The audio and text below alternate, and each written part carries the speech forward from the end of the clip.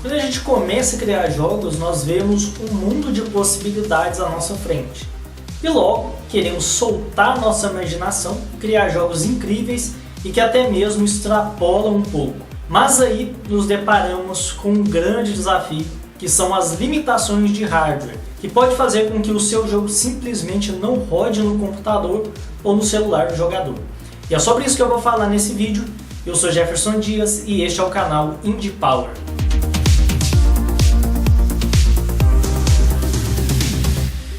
Como eu disse no início do vídeo, muitas vezes queremos criar certas coisas, mas que as limitações nos barram, pois se colocarmos tudo em nosso jogo, sem nenhum critério e preocupação, pode ser que o jogo simplesmente não funcione, consumir muito processamento ou espaço na memória RAM. E aí o que nós devemos fazer? Deixar de criar jogos? Cortar as asas da imaginação? Claro que não. Devemos buscar soluções e formas de otimizar o nosso jogo. Isso é, criar aquilo que nós queremos criar, porém de uma forma que isso não deixe o jogo pesado. Fazer um jogo otimizado é um desafio até mesmo para as grandes produtoras, mas é graças a esses desafios e também dificuldades que surgem técnicas, tecnologias e métodos que possibilitam criar jogos otimizados. É graças a essas limitações que surgiram o sistema de tileset, algumas técnicas de texturização 3D e a famosa Normal Map. E também por aí vai. E hoje existem diversas formas de você otimizar um game, e você deve conhecê-las e aplicá-las na medida do possível. Mas é claro, você também deve buscar desenvolver seus próprios métodos de otimização que sejam apropriados para o seu projeto,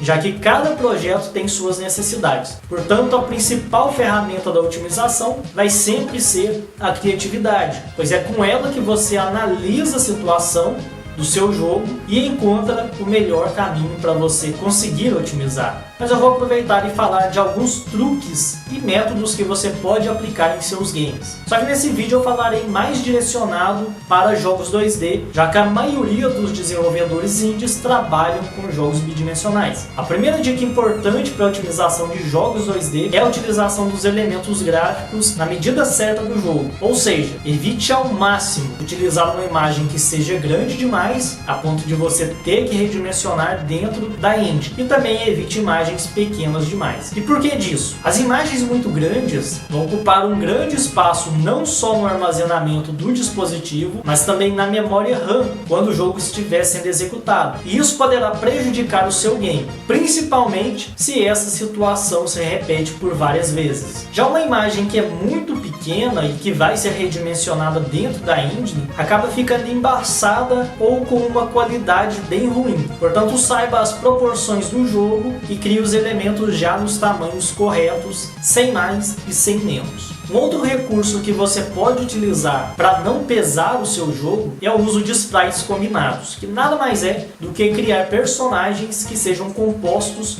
por mais de um sprite. E isso é bem útil em situações onde o personagem executa muitas ações e queria demandar muitos sprites. Você pode, por exemplo, ter um sprite para as pernas do personagem, com todas as animações relacionadas às pernas, e em outro sprite você coloca da cintura para cima. E com a combinação dos dois sprites, você poderá criar diversas animações para o seu personagem. Esse é um recurso que inclusive foi muito utilizado nos jogos do Nintendo 8 bits. Mas só isso não vai bastar para você otimizar o seu jogo. Você também precisa cuidar daqueles elementos do jogo que estão fora da tela. Por exemplo, um inimigo que esteja lá no final do jogo, se o jogador estiver em determinada parte da fase, não existe a necessidade do processador ficar executando os códigos de programação de inimigos e também de elementos que estejam em outros locais. Portanto, desativar esses elementos é algo muito importante que vai ajudar a economizar bastante processamento. Então configure para que os elementos do jogo só entrem